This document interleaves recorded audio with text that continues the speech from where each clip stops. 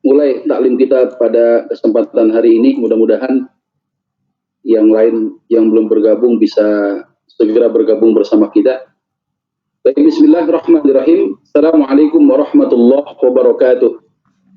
Waalaikumsalam. Alhamdulillahirabbil alamin wassalatu wassalamu ala nabiyyina Muhammadin khatamil anbiya'i wal mursalin wa ala alihi wa sahbihi ajma'in wa ba'du.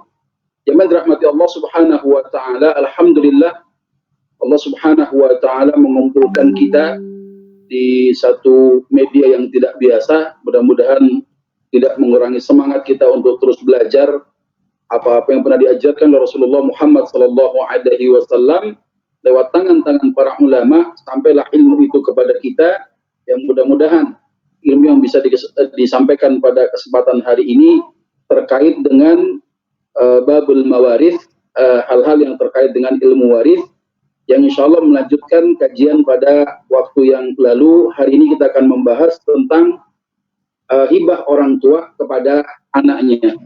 Kenapa ini materi perlu diangkat? Karena kadangkala ada orang-orang tua yang tumpang tindih antara hibah dan wasiat, ya. Maka seringkali adanya kekeliruan orang tua di dalam memberikan wasiat atau memberikan hibah kepada anak-anaknya, justru memicu perselisihan ketika orang tuanya meninggal dunia. Oleh karenanya kita buka dengan membaca Ummul Quran Suratul Fatihah. Mudah-mudahan tidak ada kendala, jaringannya tetap stabil, ya. Mudah-mudahan juga menjadi pencerah buat kita semua. Al-Fatihah. A'udzubillahi minasyaitonirrajim. Bismillahirrahmanirrahim. Alhamdulillahirabbil alamin, arrahmanirrahim, maliki yaumiddin. Iyyaka na'budu wa iyyaka nasta'in. Ihdinas siratal mustaqim. Siratal ladzina an'amta 'alaihim ghairil maghdubi 'alaihim waladdallin. Amin. Baik, alhamdulillah. Hari ini insyaallah kita akan bahas terkait dengan hibah orang tua kepada anaknya. Kalau kita bicara tentang masalah hibah, ya, di mana ulama berbeda-beda dalam mendefinisikan kata hibah. Tapi sekalipun berbeda, maknanya tetap satu. Ya, ini kalau kita lihat bagaimana ulama, yang pertama adalah kalangan ulama Al-Hanafiyah. Yang namanya hibah adalah memberikan sesuatu benda dengan tanpa menjanjikan imbalan seketika. Ini sebagaimana aslinya disebutkan oleh kalangan Al-Hanafiyah demikian. Jadi memberikan satu benda, ya, tanpa adanya imbal balik, kira-kira begitu.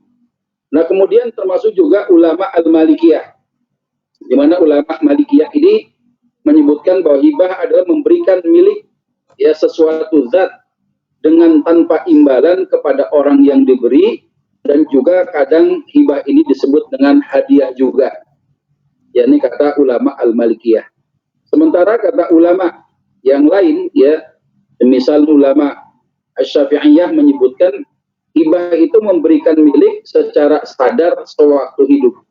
Jadi kata ulama Syafi'i, hibah itu diberikan, ya, saat orang itu sadar, nggak mengalami pikun, ya, dia tidak hilang ingatan, gitu kira-kira. Ya, diberikan secara sadar pada saat semasa dia yang memberikan ini masih hidup, ya.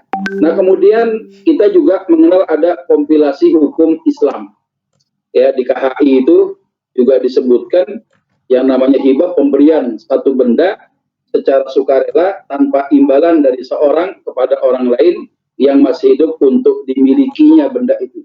Ini secara hukum positif disebutkan bahwa hibah itu, ya, sebagaimana juga pandangan para ulama juga. Namun ada sesuatu yang rinci, diantaranya adalah seperti apa yang disampaikan oleh seorang ulama, ya, Wahbah Az-Zuhaili.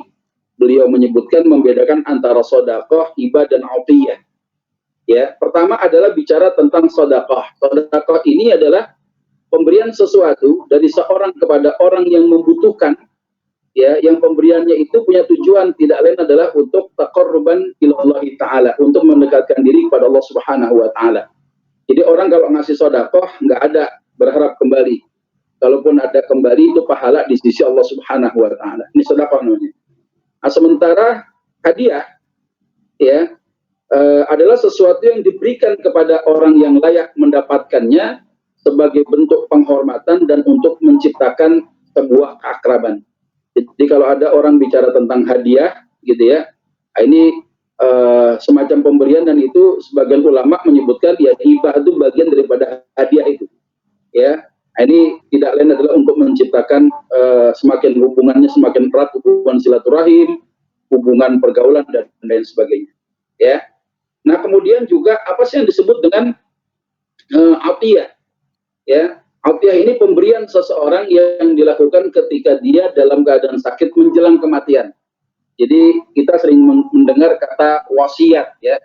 Wasiat itu di dalam bahasa memang artinya menyampaikan pesan, menyampaikan nasihat. Tapi di dalam kaidah waris yang namanya wasiat ini menyangkut masalah atiyah, masalah pemberian satu benda yang benda itu terdapat hak kepemilikannya, diberikan oleh seseorang ya ketika dia dalam keadaan sakit menjelang kematiannya.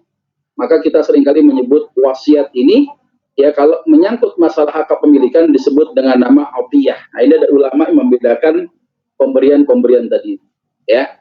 Nah, kalau kita bicara tentang hibah itu sendiri ya, ada beberapa dalil tentang hibah ya, sebagaimana di dalam Al-Qur'an disebutkan, Quran surat Al-Baqarah ayat 177, A'udzubillahi minasyaitonirrajim, wa atal mala ala hubbihi dzawil qurba wal yatama wal masakin. Ya, sebagaimana disebutkan ya di dalam Al-Baqarah ya ayat 177 ini, wa atal mala ala hubbihi, ya, memberikan harta yang bagaimana? Harta yang dicintai. Kepada siapa? Ya, zawil kurba, kepada kerabatnya. Wal yatama, kepada anak-anak yatim. Wal masakin, kepada orang-orang miskin. Wa banas sabil, termasuk orang-orang yang memerlukan pertolongan, ya, disebut dengan orang yang dalam perjalanan. Wasailin, ya, orang-orang yang meminta-minta, ya, wafir riqab, ya, termasuk juga orang yang terkait dengan perbudakan. Ya, bahwasannya ini salah satu ayat tentang adanya kesunahan untuk saling menghibahkan sesuatu, ya, saling memberikan sesuatu, harta yang paling kita cintai itu. Nah, kemudian di dalam hadis ya Rasulullah Shallallahu Alaihi Wasallam beliau sampaikan kepada kita sekalian, tahadau tahabbu, hendaklah kalian saling memberi maka kalian akan saling mencintai. Ya, jadi kalau kita saling memberikan hadiah maka muncul keakraban. Ya, kalau hubungan keluarga semakin erat tali silaturahimnya. Ya, kalau kita sesama saudara semuslim maka makin kuat ukhuwah Islamiyah di antara kita. Ya, nah termasuk juga di dalam hadis yang lain, man ja'ahu min akhihi ma'ruf, barang siapa yang datang kepadanya satu kebaikan dari saudaranya, min ghairi israf wala mas'alah, yang kebaikan itu datang tanpa dia berharap, tanpa dia meminta kebaikan itu datang kepada dirinya, ya, apa kata Nabi? Falyaqbalhu, ya, maka terima ya pemberian kebaikan dari saudara kita, wala yaruddahu, ya, jangan ditolak kebaikan itu. Maka termasuk sunnah Rasulullah Shallallahu Alaihi Wasallam, kita nggak boleh nolak hadiah yang diberikan dari saudara-saudara kita, sekalipun hadiah itu sesuatu yang remeh-temeh. Ya, di dalam hadis disebutkan walaupun ya ada kari yang terbuat ya dari kuku kambing itu, ya, walaupun ada masakan yang terbuat dari kuku kambing, ini kan remeh.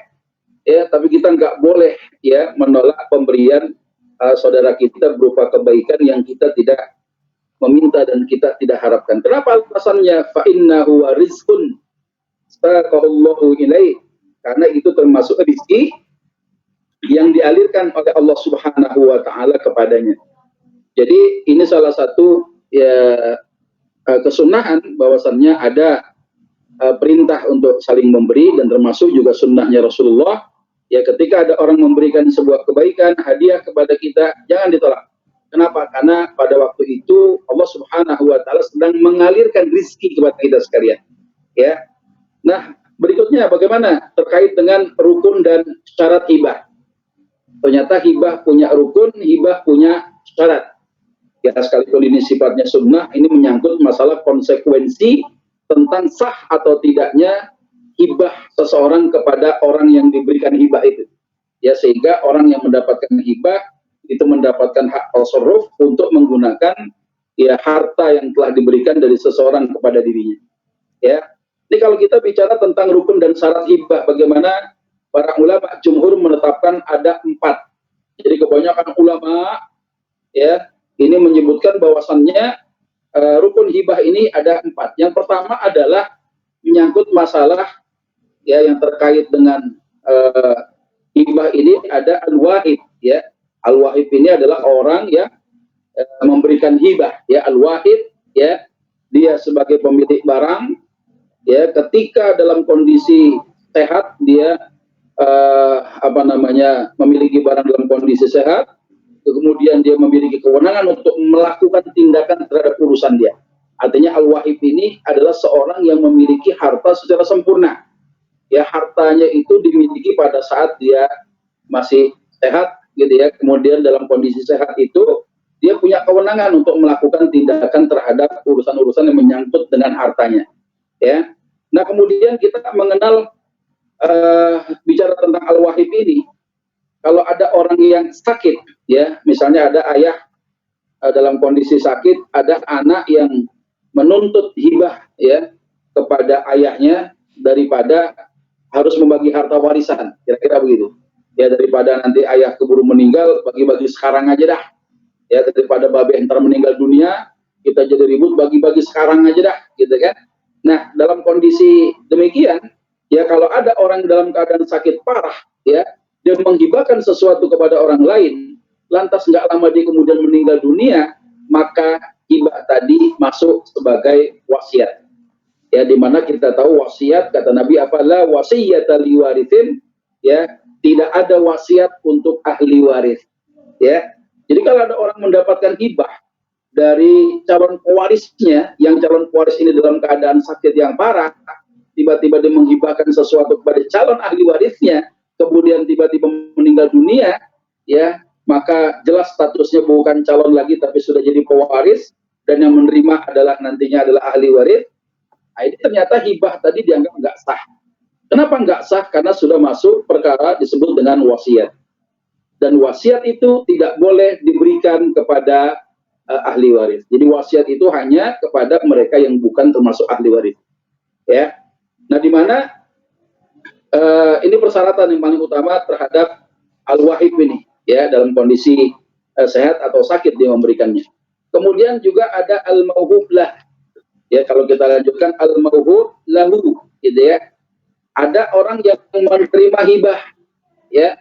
Nah, yang menerima hibah ini siapa saja? Ya, mau anak kecil, mau orang sudah dewasa, ya, orang yang waras, apalagi termasuk orang gila pun juga boleh ya menerima sebagai penerima hibah. Ya, dia termasuk ahli waris dia atau juga termasuk orang yang bukan termasuk ahli waris. Jadi hibah itu boleh diberikan kepada siapa saja. Ya, kerabat ahli waris boleh, kerabat yang bukan ahli waris boleh. Bahkan tidak ada hubungan kekerabatan di antara kita. Ya, anaknya tetangga, si tetangga kita, ya kawan kita, ya. Nah, ini adalah orang-orang yang bukan termasuk ahli waris pun boleh menerima hibah. Ya. Nah, kemudian yang selanjutnya adalah ya al-mauhub. Ya, al-mauhub ini menyangkut objek harta yang dihibahkan itu. Ya. Ada al-wahib, ya, ada al-mauhublah, ada al-mauhub, ya. Harta yang diberikan oleh seseorang kepada orang lain berupa hak milik. Ya, hak milik baik itu barang bergerak maupun yang tidak bergerak. Jadi kalau ada orang menghibahkan harta dia, ya, baik itu harta yang bergerak, yang memiliki nilai manfaat, ya, ada dia berproduktif dari hartanya itu menghasilkan sesuatu, termasuk juga harta yang tidak bergerak. Ya, ini menyangkut masalah rumah, masalah tanah, masalah kendaraan, saham-saham dan lain sebagainya. Ya, di al-mauhub ini penting. Ya, jadi ada orang yang memberikan hibah, ada orang yang menerima hibah, ada hartanya. Ya. Kemudian yang keempat adalah sirah, ya, atau sirat gitu ya. Itu sighah itu terdiri daripada ijab dan qabul. Ya, berupa ucapan dari orang yang bisa berbicara, ya. Itu juga termasuk ijab yang jelas kalau ada orang yang mengatakan saya hibahkan ini kepada kamu. Saya berikan ini kepada kamu. Misalnya saya punya motor ini saya jadikan ya untukmu sebagai kendaraanmu. Ini namanya hibah. Saya punya mobil 5 gitu kan, ya. Yang kepake cuma 2, sayang-sayang. Itu mobil yang 1 itu saya berikan untukmu. Itu namanya hibah. Ya, itu termasuk bagian daripada hibah, ucapan ijab daripada orang yang menghibahkan. Nah, siapa yang mengucapkan qabul? Orang mengucapkan qabul adalah orang yang menerima hibah itu sendiri. Dia menerima, gitu ya. Ya, nah sekarang antara rukun tadi, ya, apa sih yang disebut dengan syarat daripada hibah itu? Ya, syarat hibah tidak pernah keluar daripada rukunnya. Coba kita lihat. Al-wahib, orang yang menghibahkan harta kepada orang lain. Syaratnya apa? Dia kudu baligh. Ya, kalau hibah diberikan oleh anak kecil ataupun orang gila, enggak sah hukumnya. Ya, yang memberi ya, bukan yang terima nih. Yang memberi adalah orang yang baligh. Ya, yang memberi adalah orang yang sudah baligh, gitu ya. Nah, kemudian kalau bicara tentang orang yang sudah baligh, berarti kalau ada anak kecil, ya, dia kemudian memberikan sesuatu kepada orang lain, ya, apalagi sesuatu itu memiliki nilai ekonomis tinggi, ya, termasuk juga pemberian dari orang gila yang dia tidak sadar terhadap apa yang dilakukannya, maka ini tidak termasuk yang disebutkan hibah ini tidak sah hukum.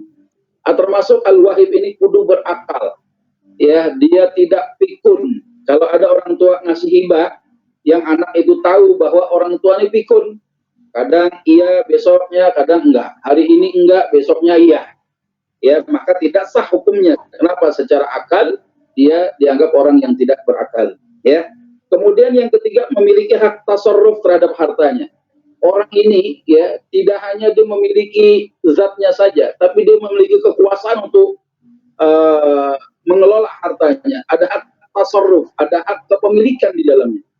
Ya, kalau ada tukang parkir, ya, dia dititipi mobil oleh si pemilik mobil, tiba-tiba kita datang, si tukang parkir bilang sama kita, kalau ente punya pengen mobil, pilih aja tuh, ya, ente ambil dah salah satu yang ente suka. Enggak sah hukumnya. Kenapa? Karena mobil itu sekalipun ada di bawah pengawasan dia, ya, tapi dia tidak punya hak tasarruf terhadap mobil itu. Kalau mobil orang, ya, mobil orang, ya, masa mau diberikan kepada orang lain? Nggak mungkin. Nah, kemudian hibah ini berlangsung adanya sukarela, tidak adanya paksaan. Ya, jadi kalau ada orang menghibahkan di bawah tekanan, ini nggak sah hukumnya. Ya, kepada si al-wahib ini sebagai pemberi hibah ini dalam kondisi dipaksa untuk memberikan sesuatu, hukumnya tidak sah hukumnya. Ya. Nah, kemudian yang berikutnya adalah al-mahublah, orang yang menerima. Ya, ulama sebutkan bahwa keberadaan dia kudu jelas. Maksudnya apa? Orangnya wujud. Jangan janin belum lahir udah pengen dikasih hibah. Ya, lahir aja belum.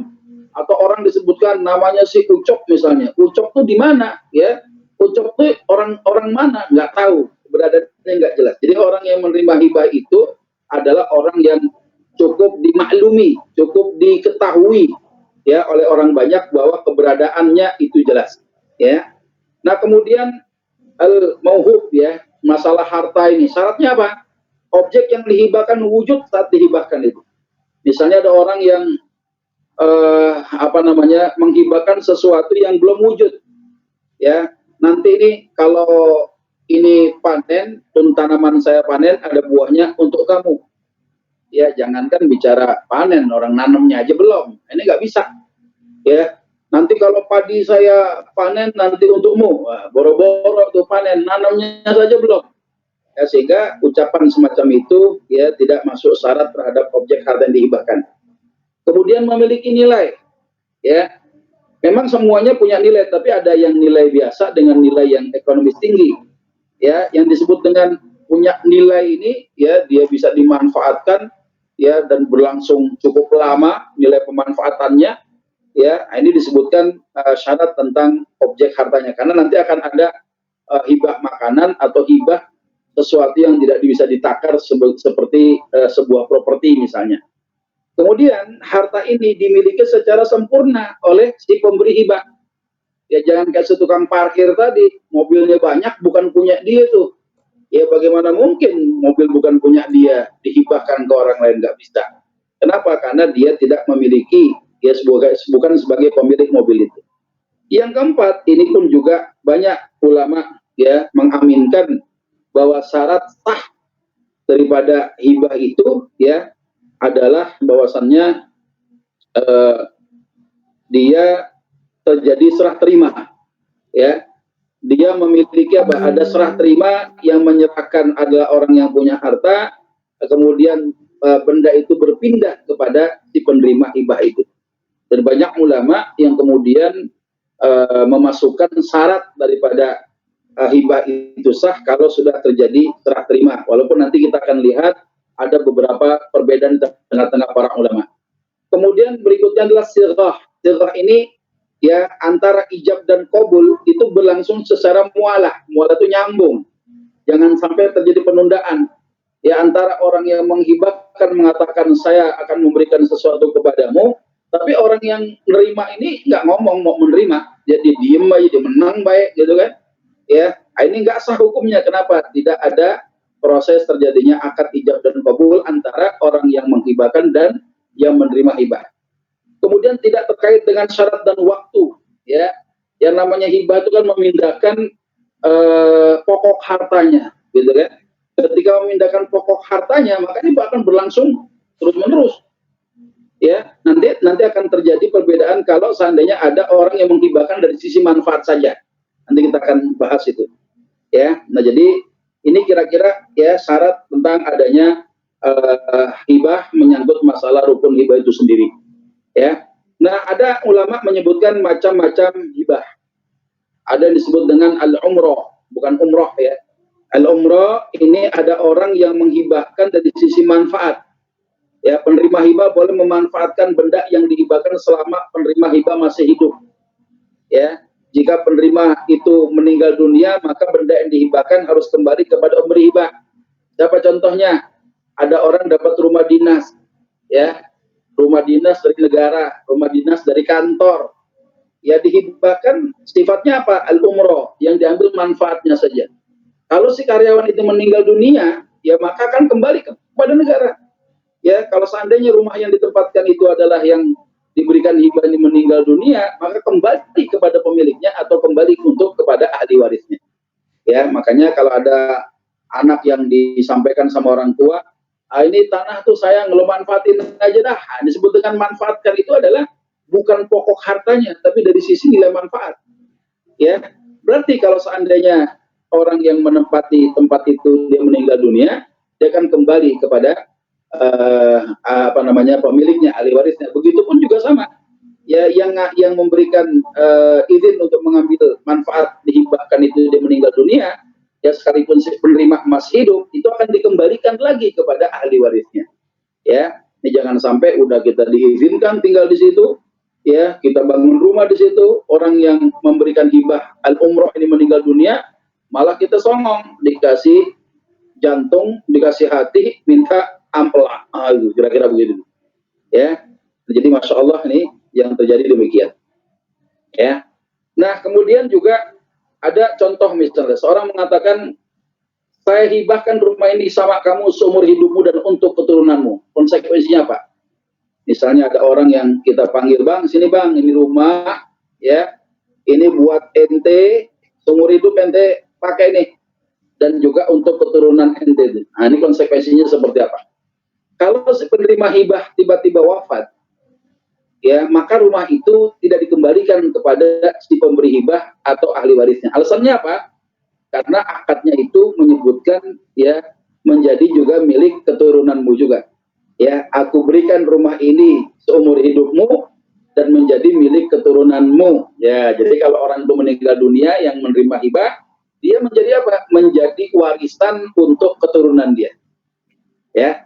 Tapi kalau ternyata tidak disebutkan tentang perkara keturunan, ya, saya berikan hibah ini, ya, seumur hidupmu kau pakai, ya, tanpa menyebutkan keturunan. Maka saat si penerima hibah wafat, rumah itu kudu dikembalikan kepada si pemberi hibah atau kepada ahli warisnya. Atau bedanya tuh, hati-hati makanya dengan akad. Makanya sirroh itu, ya, menjadi rukun di dalam, ya, adanya hibah itu sendiri. Ya, ketika itu tidak terpenuhi, maka si akad hibah ini bisa dianggap tidak sah di dalam Islam itu. Kemudian kita mengenal ada yang namanya ar-rukbah, ya. Ar-rukbah ini kalau ada seorang menghibahkan sesuatu kepada orang lain dengan syarat kalau penerima hibah meninggal dunia terlebih dahulu dari pemberi hibah, maka benda itu kembali kepada pemberi hibah. Contoh ya, misalnya kalau ada seorang menghibahkan sesuatu kepada orang lain, syaratnya apa? Ya, kalau si penerima hibah meninggal dunia lebih dulu daripada pemberi hibah, benda itu kembali kepada dirinya. Ya, misalnya apa? Contoh nih, kalau pemberi hibah meninggal lebih dulu, ya, maka benda hibah tersebut menjadi milik penerima hibah. Ya, ini yang disebut dengan ar-rukbah. Sebenarnya ada ulama yang nyatakan antara rukbah, ya, dengan al-umrah itu hampir sama. Tapi Imam Ahmad bin Hambal memasukkan rukbah itu, ya, itu hampir sama dengan pinjaman sebenarnya. Jadi kalau ada orang dipinjami sesuatu, ya, yang dipinjami meninggal dunia, ya balikin lagi tuh barang yang dipinjam itu, gitu ya. Ada disebutkan dalam hadis al-umrah jaizatun li ahliha wa rukbah jaizatun li ahliha. Jadi umroh itu dibolehkan bagi pemiliknya dan rukbah termasuk dibolehkan bagi pemiliknya juga. Dalam kasus tadi itu, ya, yang dihibahkan manfaatnya saja, orang yang dihibahkan manfaat meninggal, balik lagi pokok hartanya. Ya, rukbah pun juga demikian. Kalau ada syarat, saya hibahkan kamu nih, kalau kau meninggal lebih dulu, maka ini pokok harta yang saya hibahkan itu dikembalikan kepada pemiliknya atau kepada ahli warisnya. Ya, nah di mana status objek hibah? Ya, bagaimana hukum status objek hibah pada saat kematian salah satu pihak yang berakad hibah? Ya, padahal pada waktu itu hartanya belum sempat diserahkan, misalnya baru ngomong doang, tapi kemudian meninggal dunia. Apakah akad hibahnya itu dilanjutkan menjadi sah hukumnya atau dianggap tidak perlu dilanjutkan? Artinya hibah batal dengan sendirinya. Coba kita lihat di sini. Status objek hibah saat kematian salah satu pihak yang berakad hibah sebelum serah terima, bagaimana hukumnya? Kalau kita beranggapan bahwa hibah itu termasuk akad yang jaiz, ya artinya hibahnya itu muatannya ya hibah sunnah, maka kalau belum terjadi serah terima, ketika orang yang memberi maupun yang menerima hibah tadi meninggal dunia, ya maka dengan sendirinya batal ya akad adanya hibah tadi. Misalnya ada orang yang menjanjikan sesuatu, ya, nanti ya bicaranya nih, ini mobil untuk kamu, ya, mobilnya belum diserahin, ya, yang mengatakan ini mobil untukmu, keburu meninggal, ya, maka dalam hal ini akad itu batal dengan kematian salah satu pihak yang berakad. Kenapa tidak terjadi adanya serah terima, ya. Dan kemudian juga kalau ada hibah termasuk akad yang wajib. Akad wajib contohnya apa? Nazar. Orang menghibahkan, hibah itu kan sunnah, jadi wajib kalau dia bernazar, ya. Maka kalau hibah ini termasuk akad yang wajib, maka dia tidak batal dengan kematian salah satu pihak yang berakad, ya, namun hibahnya ini kudu diteruskan oleh ahli warisnya. Jelas ya? Kalau ada orang bernazar gitu kira-kira, ya, ntar kalau gue begini, saya akan begitu sama kamu, ya. Kalau saya tercapai apa yang saya inginkan, saya akan memberikan sesuatu kepada kamu, ya. Ini sesuatu yang sunnah tadi bisa menjadi wajib hukumnya manakala orang itu bernazar dia. Ya, maka dengan nazarnya ini hukum hibah itu hukumnya bisa jadi wajib, sekalipun tidak terjadi serah terima, ya, akan ada kematian salah satu orang yang berakad ini, itu tetap dilanjutkan, akad hibahnya tetap sah, dilanjutkan oleh siapa? Oleh ahli warisnya. Ya, diteruskan. Kalau dia punya harta yang ada tuh sebelum dibagi waris dikeluarkan dulu, ya, sebagai bentuk hutang dia kepada adami karena dia bernazar, ya, untuk memberikan sesuatu, ya. Nah, ini salah satu contoh dalil ya tentang pernah Rasulullah Shallallahu Alaihi Wasallam ya ketika beliau menikahi Ummu Salamah ya, Rasulullah itu pernah bicara kepada Ummu Salamah bahwasannya setelah mengirim hadiah kepada Raja Najasyi berupa seperangkat pakaian dan beberapa liter minyak kasturi ya, dan ternyata saya mendengar bahwa Raja Najasyi sudah meninggal dunia ya, dan saya tidak melihat kecuali hadiah saya itu akan dikembalikan ya. Ternyata hadiah Rasulullah itu dikembalikan karena kematian Raja Najasyi sebagai calon penerima hibah